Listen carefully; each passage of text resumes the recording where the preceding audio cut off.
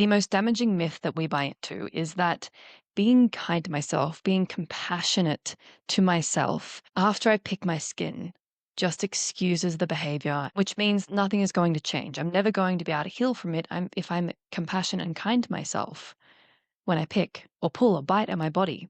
I feel like I'm letting myself off the hook. It feels icky. It feels wrong. I feel like I'm excusing something that shouldn't be excused. This is by far the most limiting and self-sabotaging myth that we can buy into. In your healing journey from chronic skin picking and hair pulling, nail biting, most people will find themselves buying into this at some point because it's what we've been taught. It's what we've been wired and programmed for, not just with these behaviors, but in any area of our life where we make mistakes or where we're not behaving the best. We learn that we don't deserve compassion. We deserve to be punished. Because if you don't punish bad behavior, then nothing is going to change. It's just going to teach that bad behavior, teach that person that what they're doing is okay and they don't need to change anything. I cannot stress to you enough. I cannot express to you how damaging this is. I'm going to try my absolute hardest in this episode. You are listening to episode 101 of Beyond Skin Picking and Hair Pulling. Oh my God, it is so exciting to be able to say triple digits of this podcast. If you don't know me, I'm your host. My name is Raffaela Marie. I struggle with 15 years of chronic skin picking, and through a holistic and science-based approach, a lot of self-reflection, a lot of personal research, and talking to incredible people in this community, I healed from it. And now I share with you all of my knowledge on this podcast so that you can heal too. And a reminder, if you want to have access to my free holistic skin picking and hair pulling assessment, it is only available for one more week. You can go into the show notes and click on the link, free holistic skin picking and hair pulling assessment. Fill out the Google form and I will send you my insights into what your answers say about you, your healing journey, and what you can do today to start making a difference. Don't worry, if you are listening to this sometime in the future, you can still click on the link in the show notes and sign up to be notified of the next time this is available. I first want to say that I really do understand why it feels so wrong or off or icky or uncomfortable to practice compassion with ourselves after we've engaged in chronic skin picking, hair pulling, or nail biting. I get it.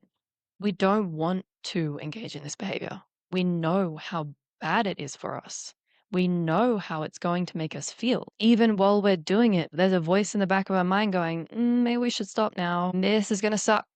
The longer we keep doing this, it's going to really hurt. It's going to ruin our evening. It's going to ruin the day. And so then after that, after doing something that we know so well is not good for us, then lean into compassion.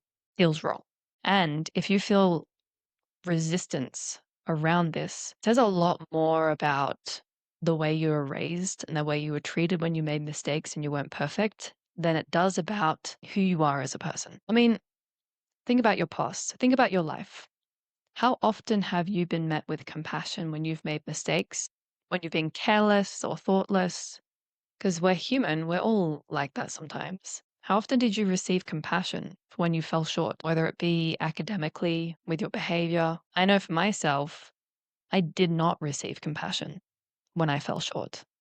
If I wasn't quote unquote perfect, I was punished. I was criticized.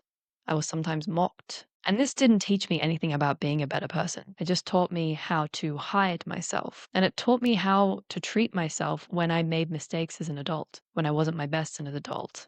And this turns into a super loud inner critic. The less we are able to access compassion for ourselves when we're not at our best, the louder our inner critic will be. Compassion is essentially the antidote to the inner critic. So the thing is, I know you logically understand what I'm saying. You probably maybe even thought of this before. You already know this. But if you're listening to this, it's probably because you still struggle with being compassionate to yourself, struggle with being kind to yourself when you pick, pull, or bite at your body. So let's walk through what we're actually doing when we are practicing compassion, because you're not letting yourself off the hook.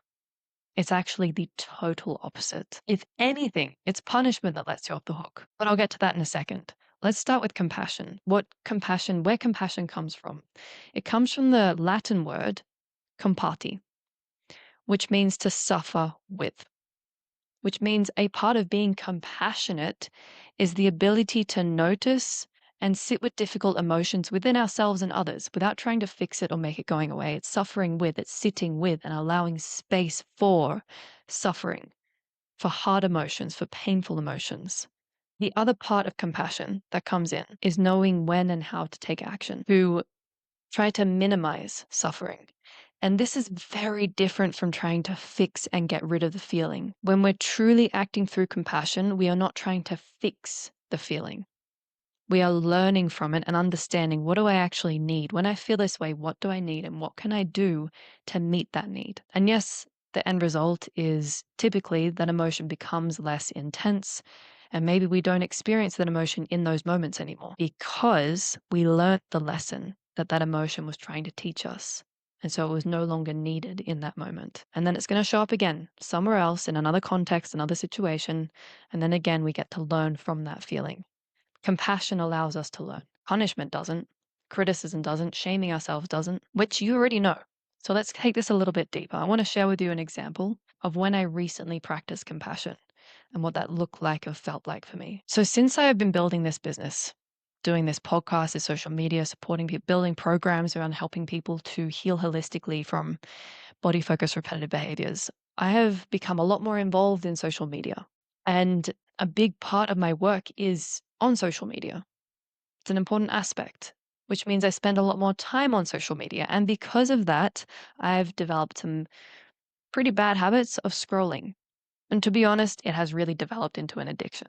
Not one that I feel wildly out of control of, but there is so much overlap between how I used to feel about chronic skin picking and how I feel with the scrolling and phone use that I've been struggling a bit with the past couple of years. So a couple of weeks ago, I finished my day of work and then I planned I'm going to have dinner and then I'm going to watch Netflix. I'm sure you know where this is going. I did have dinner. And then when I was supposed to sit down and switch on Netflix, put my phone away and just exist and enjoy existing, I grabbed my phone and I wanted to check something, just check a message. And I scrolled for 2 hours straight. And I had, just like with skin picking, I had the voice in the back of my mind that said, hey, if you stop now, you can still kind of save the evening. It's going to be all right. Oh, okay. It's 45 minutes. It's an hour. It's going to really suck when you stop. It's going to suck. It's not going to feel good because in the back of my mind, I knew I had wasted a lot of time doing something that I know isn't good for me. It doesn't make me feel good. It's not good for my mental health. It is emotionally draining because it does drain our dopamine. And so makes us more irritable. It makes it hard for us to process emotion and regulate ourselves and makes us more disconnected from other people and ourselves. There's so many things. I did a whole podcast episode on the impact of scrolling on our brains. So I have a very, very clear understanding of why it's so bad for us. But as you and I know, having a really strong logical understanding of why something is not good for us does not stop us from engaging in it. And so 2 hours passed. I finally put my phone down and I felt really disappointed. I felt frustrated. I felt exhausted. I felt sad, really, really sad because I'd wasted my evening. It was 9:30 p.m. In that time, I could have watched what I wanted to watch on Netflix and then some. I could have done anything else that I know I love doing. Here is what I did to lean into compassion. I put my phone to the side and I just sat on the lounge and I sat with the disappointment and the frustration and the sadness at how I treated myself, the way that I deserve a lot better than that. I deserve to be cared for better than that. And I just sat with that for a few minutes. I just sat on the lounge in silence, felt like shit, and just had space for it. Suffering with. That is what it means. I didn't try and fix it. I didn't try and make it go away. I didn't add criticism on top of it. I didn't start getting in my head like, oh, why am I doing this? So this is so annoying. I did it again. I just wasted my evening. Why can't you just stop? This is so embarrassing. You're a coach helping people to heal from behavioral addictions like chronic skin picking, and look at you scrolling on your phone for 2 hours. I didn't do any of that. I just sat with it.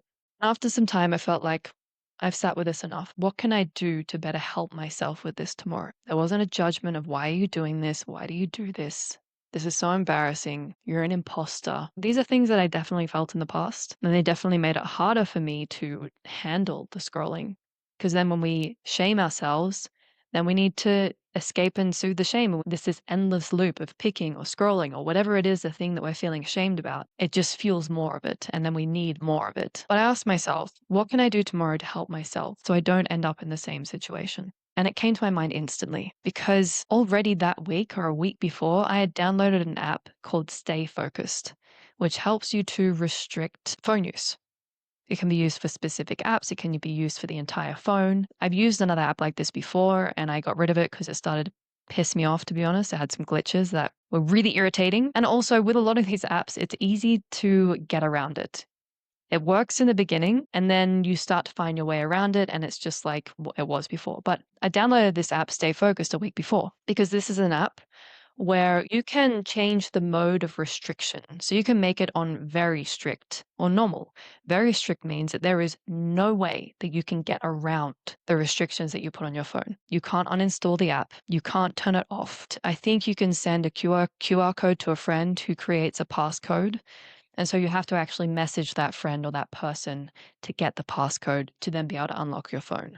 So that's what I really love about this because we all know if we can find a way around it, we will eventually. And so instead of beating myself up for the rest of the evening, I let myself sit in the discomfort because it makes sense that I felt that way. It made sense, of course. I can't expect myself to feel good after scrolling on my phone for 2 hours. You can't expect yourself to feel good after picking at your skin or pulling or biting at your body for an hour or more, or 15 minutes, or really causing damage to yourself. You're not going to feel good about that. Of course not. Compassion acknowledges that. Compassion doesn't try and get rid of how you're feeling. It just says, yeah, it makes sense. You're allowed to feel this way. It doesn't make you a bad person. You can feel this way without being a bad person. Then we ask ourselves, what can I do to better support myself tomorrow? The answer to that was the app for me. So I spent 15, 20 minutes figuring out how to actually use the app and setting it up. And then instead of trying to continue with my evening like I'd already planned, like turn on Netflix and watch something, it was already too late. I don't typically watch Netflix after 9:30. It's too late for me. It's time to start getting ready for bed and engage in my evening routine so that I can actually have a good sleep. So watching Netflix would have just made me feel worse. So what I did was I found a 45 minutes, this is one of my favorite ones at the moment, a 45-minute recovery mobility exercise on YouTube. They're called EDR Fitness. I love them. They do a lot of mobility. And I put that on and I spent the next 45 minutes just doing this really gentle recovery mobility, moving my body, loving my body, caring for myself, nurturing myself, really doing it from a place of love because I thought, man, you spent the past 2 hours not caring for yourself. We're going to take 45 minutes of loving and caring for yourself. Then I did some journaling. I'm currently doing daily gratitude. I did some gratitude and I went to bed and I slept incredibly and I felt good. I still felt sad, but I felt reassured. I felt cared for. I felt loved. I didn't feel like a bad person. I didn't feel like a failure. I didn't feel embarrassed or guilty. I didn't feel like an imposter. I just felt like a human being. I felt like a genuine human being, a worthy human being. I felt like I was enough when I went to bed. And I woke up in the morning super happy and excited for the day because I had set up this app so that I knew I had the support that I needed to help me not to scroll. Because the thing is, our brains are not wired to know how to handle social media. And we are one of the first generations to grow up with social media. There's no one before us that can teach us how to better navigate it. We're the ones figuring that out right now. We are the guinea pigs. In the next few generations, they're going to be able to learn from our mistakes. We are having to learn in real time from our own mistakes, not other people's. So we don't need to beat ourselves up for scrolling and struggling with social media. I'm not doing that. And because I'm not doing that, I am finding a way that actually works. And this app is awesome so far. It is still in early stages. So it's still in the stage where I'm not yet trying to find a way around it. And I woke up in the morning excited for that because I thought, man, I have the support that I need. And I know that if it comes to a point where I start to try and find a way around it, I'm going to switch to strict mode and give my husband the code so that I cannot get around it. That is what compassion looks like, what it feels like. It builds you up, makes you feel good about yourself. It helps you to process the emotions that you're feeling and to listen to them and to learn from them rather than become trapped in them. The difference between showing compassion and excusing a behavior is self-compassion involves taking responsibility. I wasn't sitting on the lounge trying to think of, yeah, but this happened today and this happened today, and that's why I did that. I was like, no, I scrolled for 2 hours. I don't like that I did that, but I did it. And that's on me. Even if I had a big argument with my partner, it's on me that I scrolled. I didn't have a big argument with my partner, but it's just an example. I am the sole person responsible for the fact that I scrolled. Compassion also means learning from our mistakes. I messed up and I learnt and I took action and I implemented what I'd learnt. I took action. I tried something new. I treated myself with kindness and understanding. I understood why I scrolled. I needed a break. I don't have the best self-control around social media. Partly because it's our brains, probably partly because I have ADHD. It's not an excuse. I know how I am. I know how my brain works, and I know I need that extra support. But understanding does not mean excusing. It just means that I understand how I got here in this situation. I understand where this is coming from. I understand what I need. Being kind to ourselves, not blaming ourselves for that, and then taking compassionate action. Making an excuse means deflecting responsibility. We blame others or external factors. That would be me saying, "Oh, it's just my ADHD. Oh, it's just my ADHD. I can't do anything about it. Oh, it's the algorithm. It's these companies. They make these apps so addictive," which they do. But you are in control of your phone use.